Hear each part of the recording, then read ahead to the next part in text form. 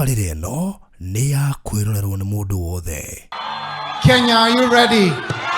For the first time at Rhema Fest, please help me make welcome the servant of God all the way from Uganda, Phaneroo Ministries International, my dear brother Apostle Grace Lubega. The world over, he's an anointed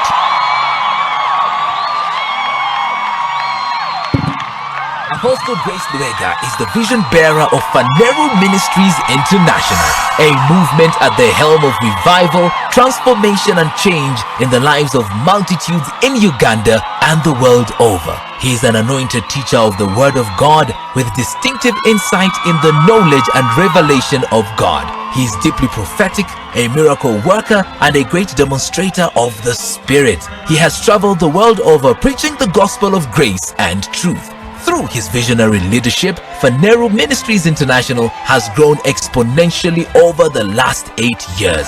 Presently, the ministry has a weekly seating and viewing audience of tens of thousands of people across East Africa and the globe. The ministry has over 500 live streaming centers and has presence in multiple continents. He is a devoted husband and father. For the first time at Rhema Fest, let's make welcome Apostle Grace Lubega.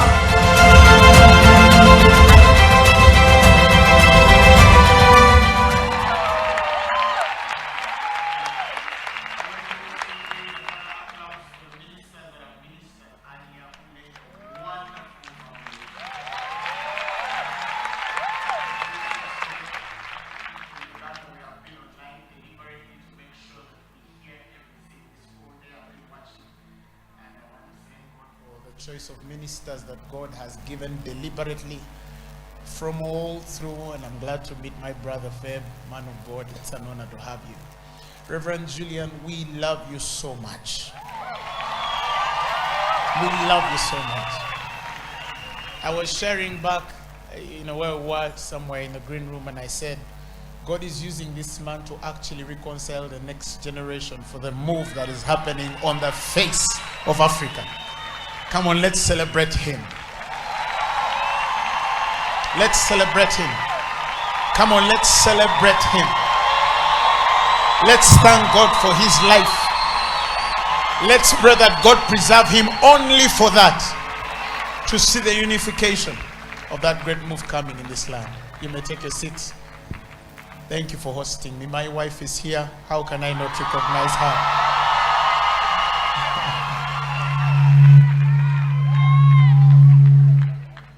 Praise the Lord. It's not the devil. Hallelujah. Please allow me to go straight into the word. Reverend Julian told me the Kenyans are going nowhere. They are hungry. Praise the Lord. We thank God for the fathers that are here, this wonderful man of God. The second time I came to Kenya, he heard I was coming and he came just to speak a prophetic word over my life. And so to see him here again today telling us this history, I already took something from you. Praise the Lord. Hallelujah. I told the Reverend this evening, in fact yesterday I called him complaining over the same thing. This evening I complained over the same thing, that this is one of the most complicated topics to preach. Jesus the Messiah. I've been moving around this thing in circles and cycles, if you might call it, because of the many facets, I might say. I just wished he had made it a bit simpler to say, okay, talk about Jesus, but this aspect of him. But he has allowed us to simply speak. I believe as an oracle or an epistle, each one, as every man gives their part. I love what Paul says. He writes all this he has to write and says, this is my knowledge in the mystery. I'm not saying that I know it all, but I'm saying this is my knowledge in the mystery. And through the whole week, I'm excited to hear every man and woman as they contribute their own part in this facet, in whatever facet they're able to see God, and reveal this picture that I believe is preparing us for the rambling that has already begun in Africa. Somebody shout hallelujah.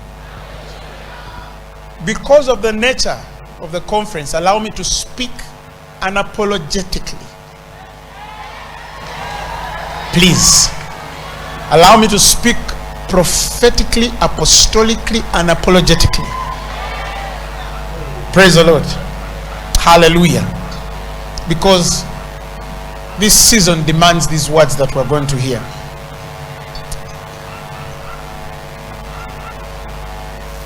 Allow me to begin beyond what was written. To just begin from beyond what was written. In John, the 21st chapter, the 25th verse, John says that there are also many things which Jesus did, the which if they should be written, every one of them, I suppose that even the world itself could not contain the books that should be written.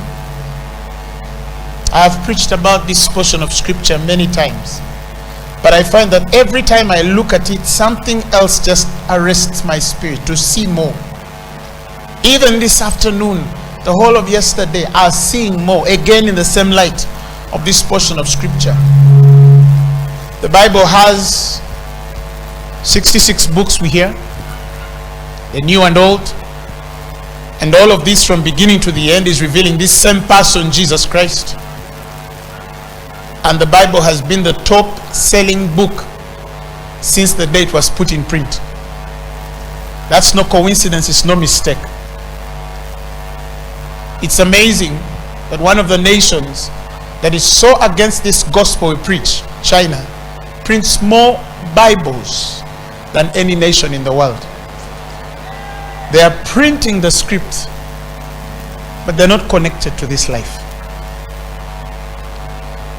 What the Bible has done, whether you're talking about civilization, modern civilization as we know, whether you're talking about, I think it was after the Second Great Awakening when America wrote its constitution based on scripture, what it has done in education, what it has done in health, in every field of human existence, whether you're talking of industry or the army, you mention any area of human life, the Bible has been able to touch that area. It has healed the sick, cleansed the lepers, raised the dead, opened blind eyes, changed empires, shifted systems. You know, it has done so much. And for that purpose, we're all here this evening, and those that are watching us live. But John says, there are things this man did that we didn't write. There are things this man revealed to us when we walked with him, that if they should be written, every one of them, he says, I suppose that even the world itself could not contain the books that should be written. John is not just sandwiching psychologically in introducing this person. He had an experience. These men walked with this Jesus we're trying to demystify as a mystery this evening. And he said, if everything we saw was written, if we decided to write everything, even the books written on the earth, the earth itself will not contain it concerning this person. But they only give us a few. The church has simply been preserved by letters. Because I think if Paul could write to Corinthians and we have a whole revelation on marriage or giving, I think to myself, what would Paul teach when he started teaching? If the letters have preserved empires, have preserved nations, have preserved civilizations, are getting tumors out of people's bodies, what would Paul teach if he began teaching? What would James say if he began speaking from the beginning? Because James' beginning is older than even Moses' beginning. Moses begins when the earth was void. It was without form, and the Spirit of the Lord was hovering over the earth. That's not where John began from. John began from the beginning. He says, in the beginning was the Word, and the Word was with God, and the same Word was God. And he says, and the same was in the beginning with God. And it tells us nothing that was created was made without him. All things were made by him. Now, this man even goes beyond where Moses began to define the creation. He went to where the word was God.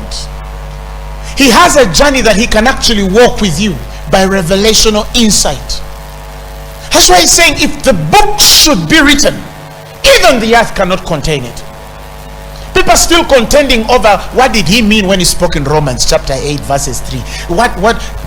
Do you agree with 1 Corinthians chapter 2? Should women be preachers or shouldn't they be preachers? We're still arguing in the little small things. These men have been elevated in places where they wish they would have even written certain things about this person, but time would not allow them, because when they wrote the letters that they wrote, God said it's sufficient enough to preserve humanity until my return.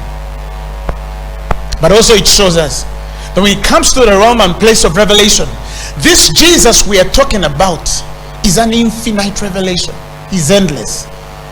That's why when Paul is speaking about how the Spirit of God searches out the deep things of God and reveals them to us, the Amplified Bible says the bottomless things.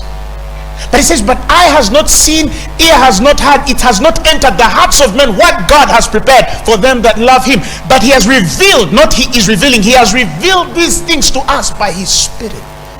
And that Spirit by whom he has revealed these things, he says he's searching out bottomless things. There are things that you're progressively coming to the knowledge of, but there are things that are advanced in your spirit, and your progressive knowledge is simply trying to catch up with that advancement. In Greek we call it epignosis, the complete and perfect knowledge of God, of things ethical and divine. It's the essence of the anointing. He says you have an unction from on high, you know all things. How do you say I know all things when I've never read the Bible? Because the word of God dwells in your spirit through faith in the person, by faith in the person of Jesus Christ, and it comes to you as knowledge. You don't begin from knowledge, you begin from wisdom, because you receive Jesus. Am I confusing? You don't begin from knowledge, you begin from wisdom, because Jesus has been made your wisdom, your redemption, your sanctification. And from wisdom then understanding. Now when knowledge comes to fill the house with precious riches, it's simply an affirmation of what your spirit already understands and has the wisdom of, because you have Christ, which has become your wisdom. Fallen wisdom teaches that the pattern of a man begins from knowledge into understanding, and from understanding into wisdom. Divine wisdom has patterned us to begin from wisdom into understanding into knowledge. That's why the Bible says that with wisdom a house is built, and with understanding a house is established. And now the knowledge fills the house with all the precious treasures. In this order, knowledge comes third. To know comes third. That is why he says that wisdom is the principal thing. You have to get wisdom first, and understanding and knowledge. That's just the pattern of heaven. But the pattern of the fallen world is knowledge, because it's progressively attuned to a fallen nature. There are things the people online cannot hear me for. The buzz? Let me try. Yes. People online can hear me now. What was that?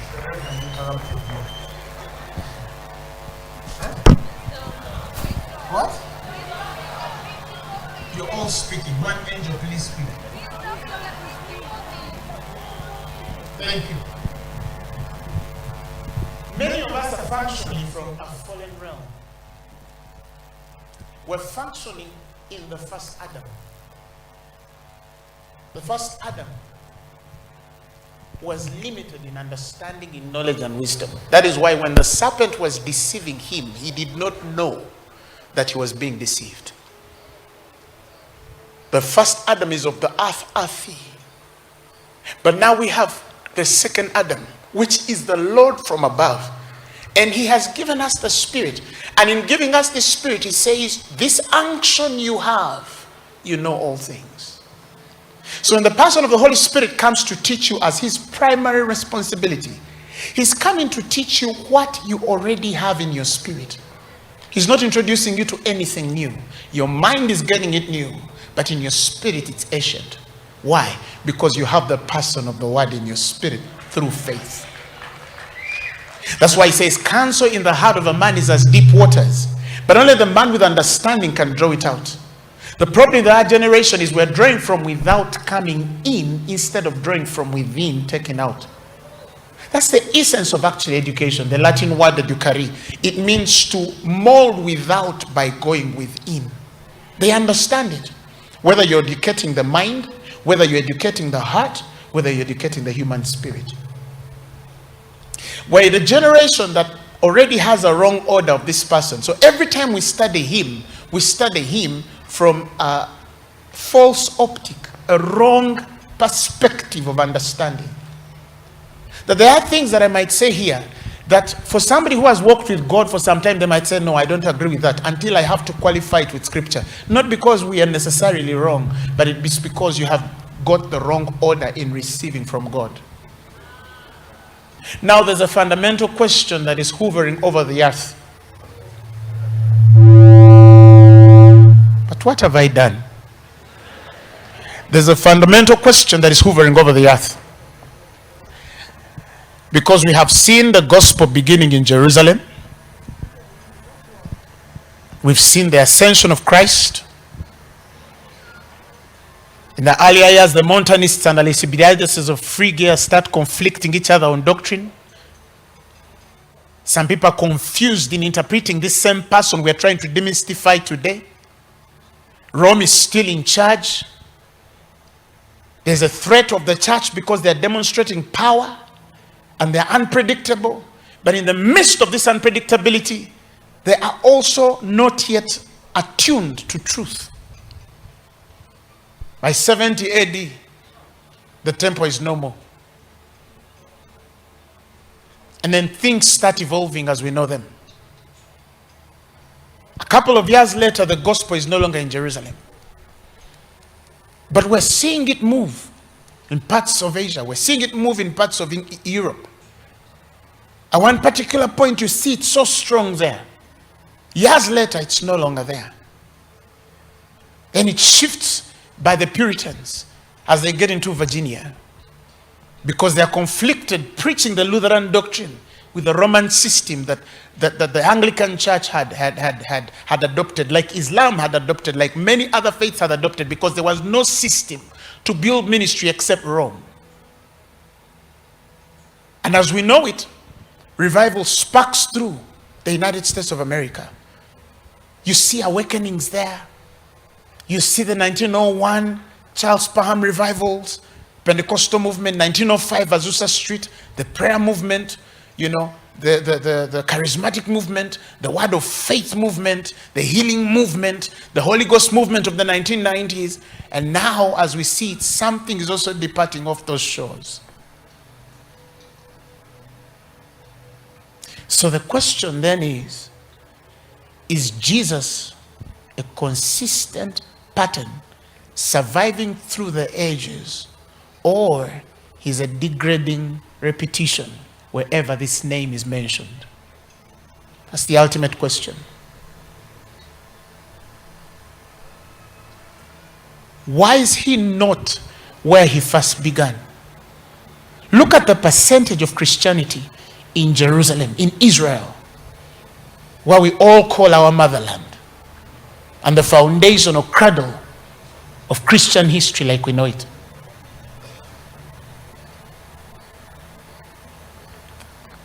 Our generation is not answering these questions. So we're excited this evening. I don't know how many years Rhema Fest will be, and I pray until the return of Christ. But let me tell you something. Moves have come and they've gone.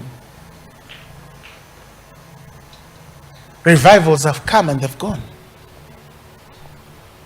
It's almost as though we can't answer the question of consistency. We're adopting and mutating as a church, exchanging ideas, and in some we're contending over doctrine. We're competing amongst each other. You know, this guy's preached this. I'm also going to preach it this way so I can reassure them that I can actually preach it deeper.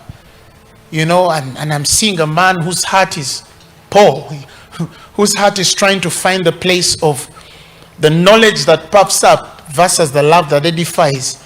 And I see him simplifying even the complicated because the love in him is trying to edify somebody. Howbeit, when he's among them which are mature, the Bible says he speaks wisdom. And in some parts, he can't even speak it. In a figure, he transfers it to men like Apollos. Because certain wisdoms cannot be preached. They can only be transferred. So to the weak, he becomes weak. To the simple, he becomes simple. And I imagine the critic, the teacher, the one which desires to be a teacher of the law, not knowing what he teaches, neither from where he affirms, sitting in a meeting when Paul is speaking to the simple, because he must become all things that he might save some, and then mark Paul against what he is teaching. Yet in essence, it's the heart of God to bring that simplicity to the simple, because we don't want to lose the simple at the cost of how much we know. This man knew so much. The Bible says, and to keep me from getting puffed up, God sent a messenger to buffet me, lest out of the abundance of revelations I should be puffed up. Paul knew so much that God needed to remind him he was human. Are you following what I'm saying? He comes to Sam and says, no, I wanted to give you meat. When I came to you, I realized, no, you were still babes. For there were still contentions and strifes among you. He says, no, you're still walking like mere men. Let's continue in the milk. They are hungry, but they're still contending with each other. They're still fighting each other in these little small divisions. I'm of Paul, I'm of Apollos. My umbrella is this one. If you don't come from that umbrella, you cannot pray with us. And this one has his group and the other one has his group. And Paul says, I can't release such a revelation to men which are not yet ready to handle it. And then I see a God who would check my heart to say, I want to give you something. But when I see the contention you have with your brother next door, I realize this is not something you can carry, because these two cannot coexist. I'm building a pattern, not a man's kingdom.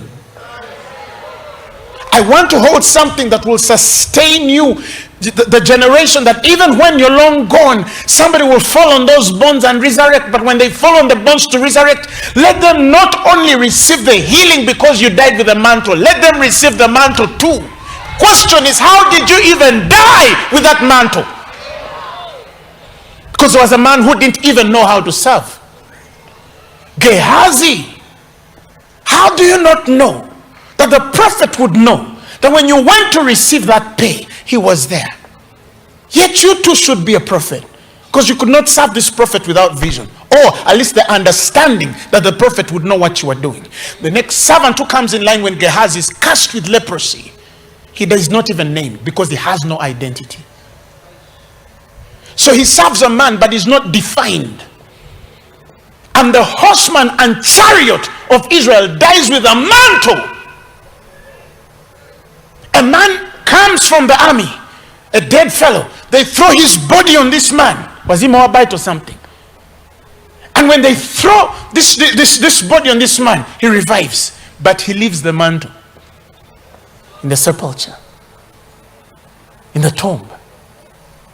And he could have gone saying, I was revived when my body was thrown against the bones. And this is it. I realize when you don't understand the mantle, you only receive the provisions that come with its gifts. If you don't understand the mantle, you only get short fixes. This man who fell on those bones could have come out with a mantle, but he was not a Jew.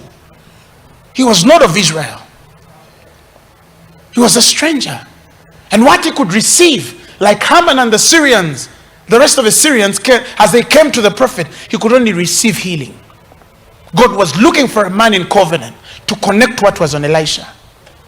But I remember the sons of the prophets looking at Elisha, telling him, do you know the Lord is taking your master? Your master. They are blind because they think Elijah is Elisha's master.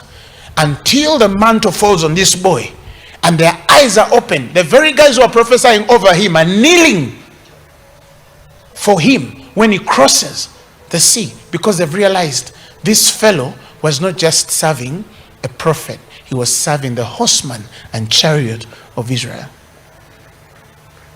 But none of the prophets followed Elisha. None of the prophets followed Elisha, because they became indifferent in what the office could give, and they were disconnected from the assignment. God was not looking for another prophet in Israel. He was looking for the horseman and chariot of Israel. He was looking for the army and the protection. Leave a man who can stand here and blind a whole army, and a nation that need even to fire one bullet because there's a prophet who has spoken. And much as he is the protection of that nation, he doesn't need their protection. How do we know? How would they seize him and surround his home for his servant to come and tell him they are all surrounding us outside, except he did not have their bodyguards? I was stood there asking for the bodyguards. Give me people to keep me. I'm the Lord's prophet. Very few people are understanding me. Blame Reverend Julian.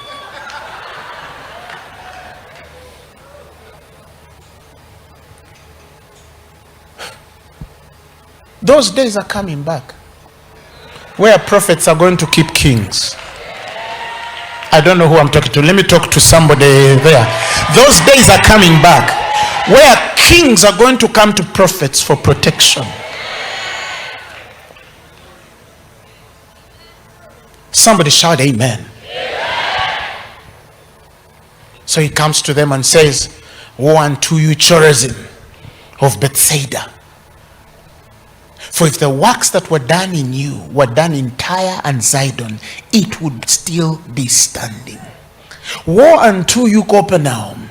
For if the works that were done into you or in you were done in Sodom and Gomorrah, that place would still be standing.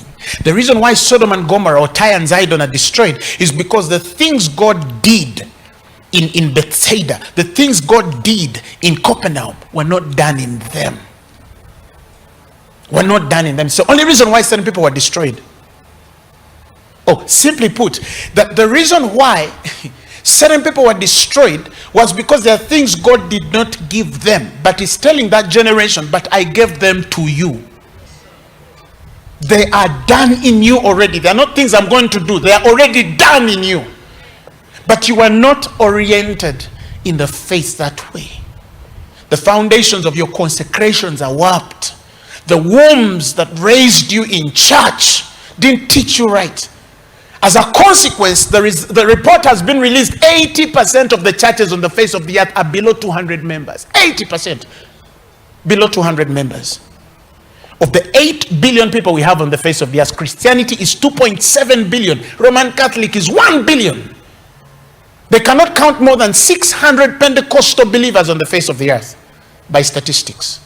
But we're screaming because we're filling our stadiums. But we're missing the bigger picture. We're missing the bigger picture. We can scream all we want.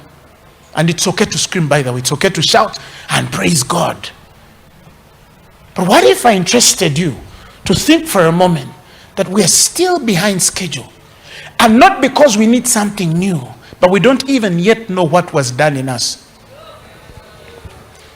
In that very portion of scripture, if you go there where I was speaking about in John, I believe it was Matthew 11.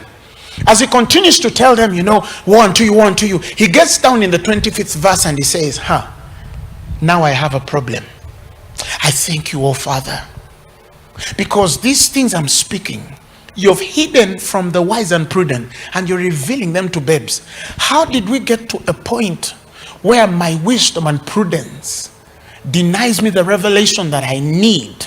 And God would find a babe to help him understand. The babe understands what the wise and prudent has not understood. Because in principle, this pattern that I have built, or this clock that I've wore for years that vindicates or justifies me as the prudent and the wise before the people that I speak to, is the very thing that is actually holding me back from God revealing things to me. He's hiding stuff from me because I'm too wise and prudent to understand the simplicity which is in Christ. Why won't I have a title? of whose anointing I will not vindicate? Why won't I have credentials of whose glory and authority I cannot demonstrate? So now we are running for these titles. I want to be pastor. I want to be prophet. I want to be evangelist. I want to be bishop. I want to be this. I want to be all of that. And all of that is okay, men of God and women of God. But the Bible says wisdom is perfect when it comes with an inheritance. And here is the issue where I carry a wisdom that carries no inheritance.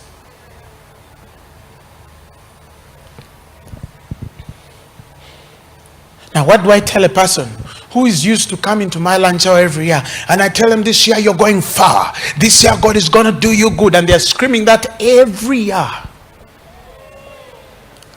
Every year they're screaming it. And maybe they might get even a visa and be enslaved in Canada for 10 years or 20 and come back with a nice house somewhere in Kasarani and probably 2 or 3 rentals and a second-hand car and say the Lord has been good, and probably an improved accent, and they say the Lord is faithful, and indeed he has been good. But listen, he's talking to a woman whom in the same text he told, you can actually lend to a nation.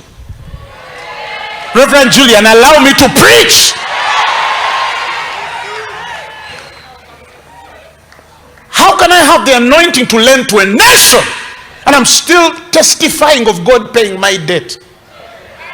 It doesn't exist in the same sentence. Somebody wake up and understand why Rhema Fest is here. Understand why we're speaking the things we're speaking. Because whether you want it or not, the way God is, let me say it this way. Something in the church has already changed. 5 to 3 years ago, we started feeling the tectonic plates shifting. And something in the church has already changed. Some people have not even woken to this.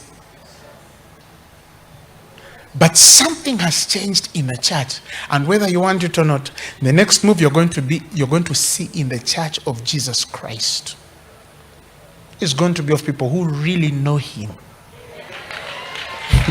Really know him. Not people who pretend to know him, not people who know about him, not people who assume to know him, not people who front the gifts of the Spirit to assume that the gift is the vindicator of knowledge and understanding, not the people who assume to be wise and prudent enough for revelation to be hid from them, and hence the power that should come with that revelation, because they are blind from what God has already done in us by Christ. So when you tell me to preach the Messiah, where do I begin from? You see the complication? We're already talking about a Jesus many of us don't even know. Many of us don't even know. But our wisdom and prudence has inflated the ego to say that, God, actually, I don't know how to heal the sick. God, I actually don't know how wealth comes. I actually don't know. I actually don't know how to run a marriage. I honestly don't know how to run the ministry. It's choking me. The same faces. The front door is closed. The back door is open. They are leaving more than they are coming in. I need an answer.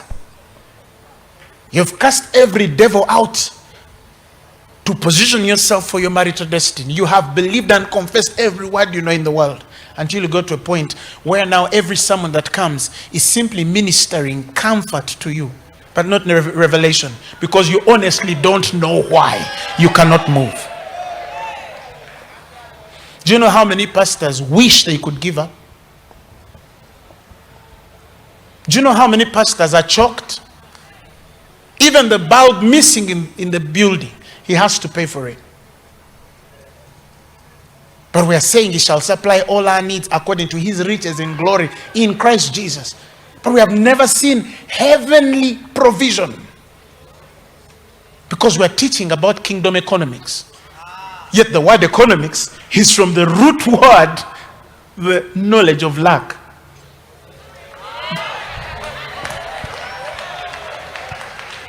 study the root word economia. It means the knowledge of lack, the science of lack, to know how to deal where lack is. So how can I say I'm teaching kingdom economics? Even me, I used to think I was teaching it until God opened my eyes. I stopped teaching kingdom economics because you can't teach a kingdom of lack. That's just finances. That's just finances. Don't even get me started on church. Are you tired or I continue? Thank you. We forgot the simple secret in Ephesians 3:10. The simple secret. To the intent that now unto the principalities and powers in heavenly places might be known by the church the manifold wisdom of God. That's the secret. Do you have the New Living Translation? Can somebody give me the New Living Translation? Probably you'll understand it.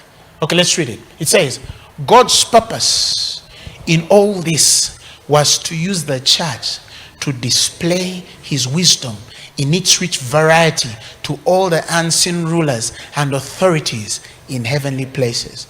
Let me get down to the man who just rebukes a devil out of a person, simply taking the authority given by Christ, and he thinks that it ends by rebuking the devil out of a man, and help him understand that Ephesians 3:10 has said, the devil you rebuke out must see the wisdom of God operating on your life.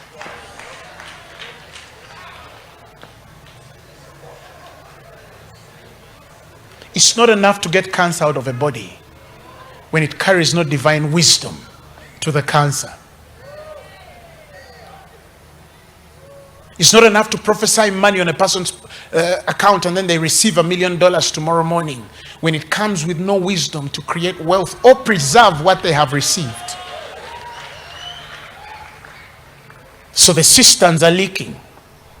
We receive, but we can't preserve it. We can't keep it, because it's one thing to get married, it's another to stay married. It's one thing to build a church, it's another to preserve it to growth. The path of the just shines brighter and brighter unto a perfect day. The Message version says that the longer they live, the brighter they shine.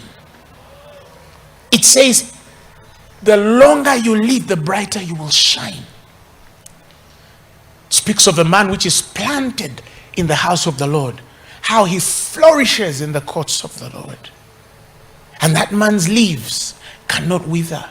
Even in old age, the Bible says he still brings forth fruit. Enoch Adeboye is 80 years old, but the man is still kicking in. And there's a 32-year-old whose brook has dried. And he thinks that he's just going to go to a prayer mountain and receive a certain impartation and come down and build a ministry. That's not how it works. The God you serve is patterned. Understand the pattern first, from the very first things, because there is an order. Luke tells us that there were many things that many set in order to write, to do from the beginning of the ages, and they took their time to declare those things which are most surely believed amongst us. And he says, even I, when I had the perfect understanding of these things, I chose to take this thing firstly to write them in order from the very first. O excellent Theophilus, that thou mightst know the certainty of the things in which you have been instructed. It's one thing to receive instruction, it's another to receive the affirmation of the Spirit in what you've been instructed. To know that you carry the authority to execute and interpret or apply what you carry as instruction. Because we have many who are instructed, they know the scriptures here, but they can't demonstrate them. We know everything. You even start speaking, he has finished the sentence. So I know. All right. Now that you know, now that you live, walk. Walk. it only tells me that maybe what we call wisdom is not. Because if it's true wisdom, as it is from above. You remember the wisdom of this world? The Bible says it's brought to nothing. There's a law fixed by heaven that nothing birthed from earth, earthly wisdom, can preserve or be preserved. Paul says this wisdom we speak, it's not the wisdom of this world.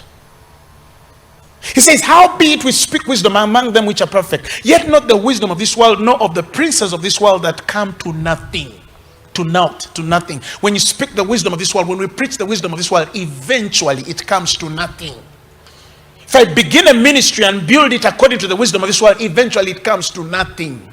If I begin a business and build it according to the wisdom of this world, eventually it comes to nothing. We begin in the wisdom of God and eventually we start importing the wisdoms of fallen men. Forbidden wisdoms, so to speak. And then we import them on our altars. Because we don't know the difference. We're learning from the world. They look accurate, but they're not true. And because they're accurate or right, we're enough to settle with what is right.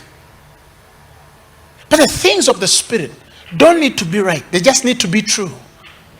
Ask architects or engineers. They tell you a building is as steady as it is true. It must be in the right angle. And it's possible to begin right and get corrupted in the end. It's also possible to start wrong and continue building something that will eventually be tested by a fire where it can't stand. And when it can't stand, then we start asking the questions. If we are humble enough, we break enough for God to do what he has to do.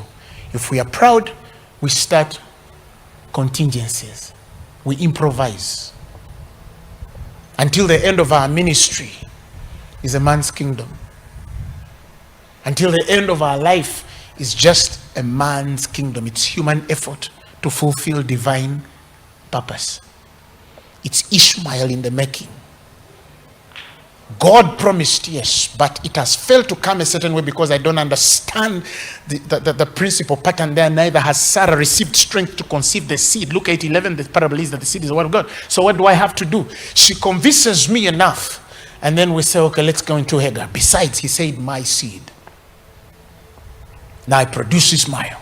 When Ishmael comes and is existent, he's standing there. He's ready, he's growing, he knows he's the firstborn because before him, Eliezer, which was a servant, was coming in. And for some who can't even create Ishmael, they come out with Eliezer.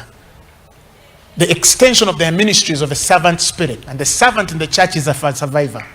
When he comes to serve you and he sits on your pews there, because he's a servant, he's saying, how much can I steal by the time I leave? Because he's not truly a son. He will ask you, how much are you going to pay me to pay the piano? Because he's not working for an inheritance. He's working for a pay. If you don't pay him, he won't play the piano. So in my church, if you need to be paid to pay piano, you stay home because I'm raising sons, not slaves. It doesn't mean I don't bless my sons. I do bless them. It ain't mean, the blessing of a father is different. It's different. No, the other day one of my sons, I told him, kneel down. You're going to become a billionaire. That's blessing. The very year he became a billionaire. That's blessing. I gave him more than I could give him physically. Because I have enough faith to believe for their destiny. I can command it. I know how. So you have a generation that doesn't understand the basics of an inheritance. It can't serve an anointing. It can't submit under a pattern. Everything it gets into is transactional. It's buying, it's selling. Whether on the altar or off the altar. It's just using the name. It has learned the art, the skill, the talent. It's well equipped. It knows how. And this is the individual I have to tell Jesus the Messiah. How do I introduce him to a man he has not even yet fully known? He wills that all men be saved, and that they might come to the knowledge of the truth. Because it's the truth we know that sets us free. So if you know the truth, why aren't you free? But instead of the humility we need, then we complicate what was supposed to be simplified. And the corruption therein begins when we are taken away from the simplicity which is in Christ. I'll teach us about that probably tomorrow, Friday. Simplicity which is in Christ. And the complexities that come in the simplicities.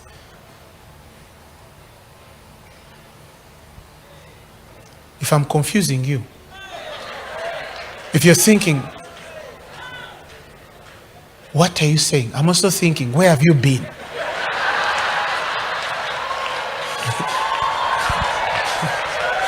I'm also thinking the same. Time is up.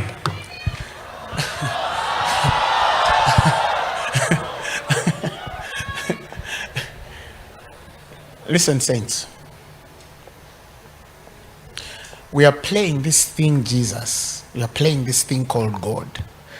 We are playing worship. We are playing prayer. We are playing service. We are playing. Many of us are. We're delusioned.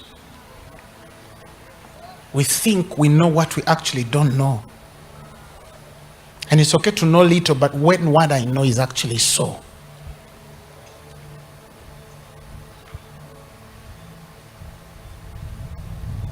It's another thing when I actually don't know, and I don't know that I don't know. Now, which doctrine can I touch? Let me touch the doctrine of deliverance. Let me just touch that. Allow me. You're telling a man, listen, you're telling a man, greater is he which is in you than he which is in the world. Not in Githurai, not in Kakamega, not in Eldoret. He's saying, even if you got all the demons in Githurai, Kakamega, Eldoret, Somalia, Kismayo, Fiji, you get every demon around and bring it on one Christian. Greater is he which is in him than he which is in the world. And you can actually, by someone, convince a believer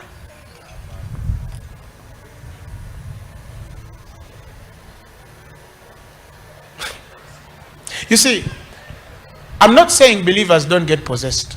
They do. But they don't get possessed because they can be.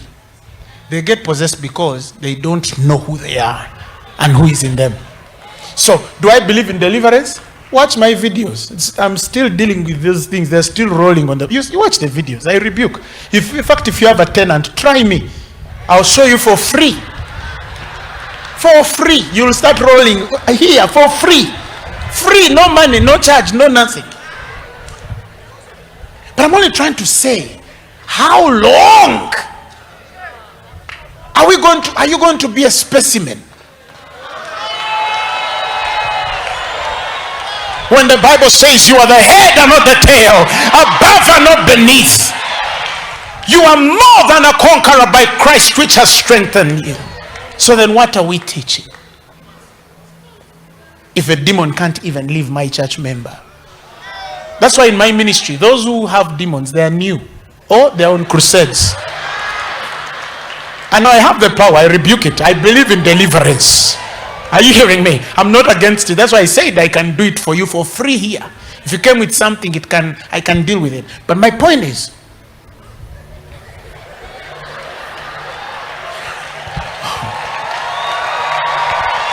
if you have been going to a deliverance service for 20 years and every day they are casting out, you don't know Christ yet.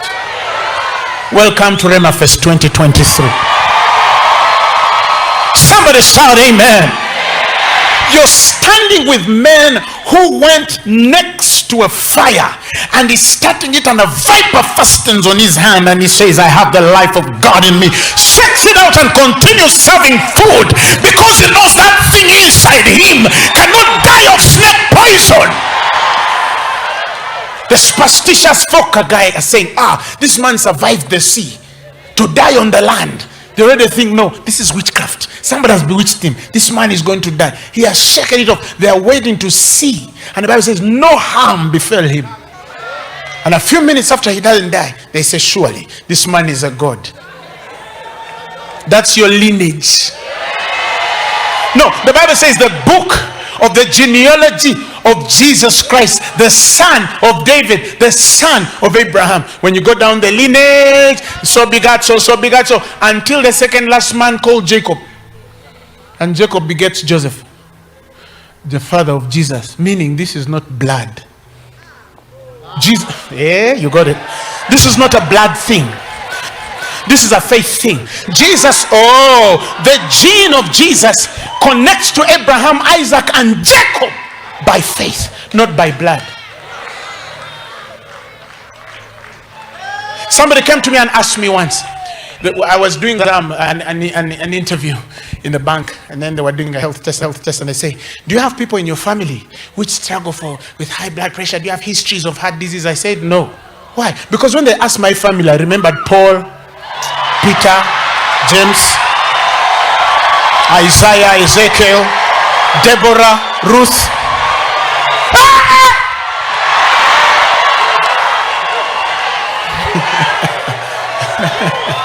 Shanda Bredega.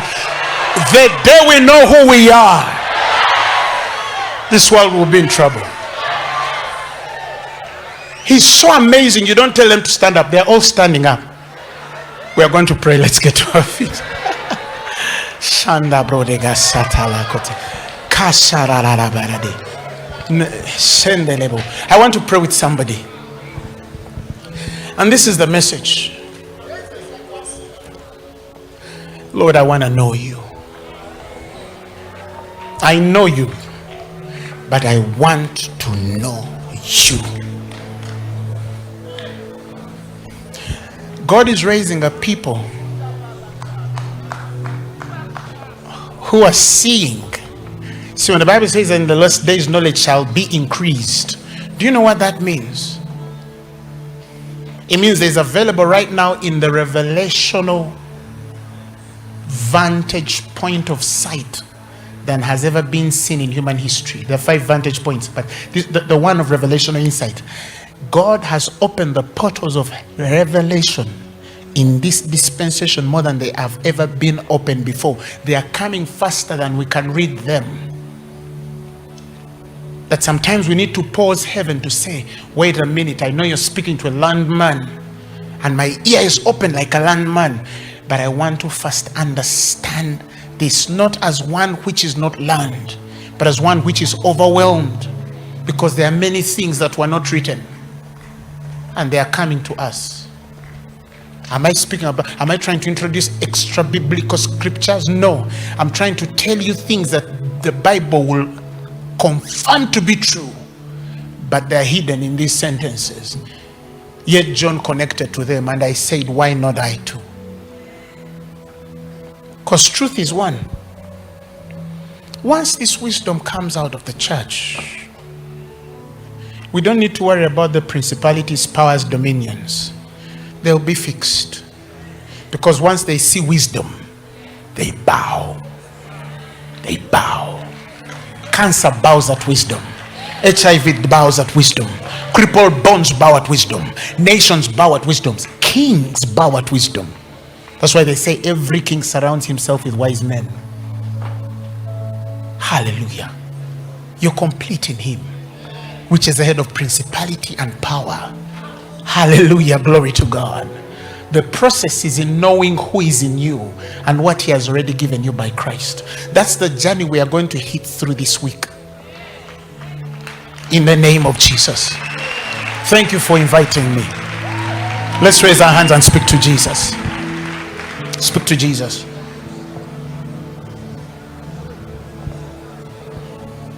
In the secret, in the quiet place,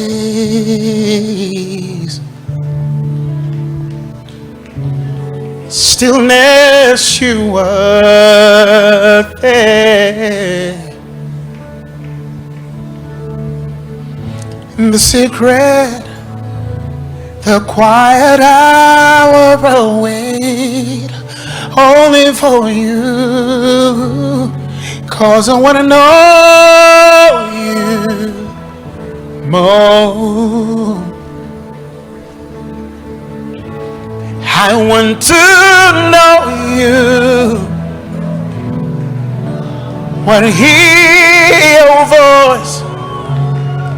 I want to know you more. I want to touch you, yeah. Want to see your face. Want to know you more. In the secret.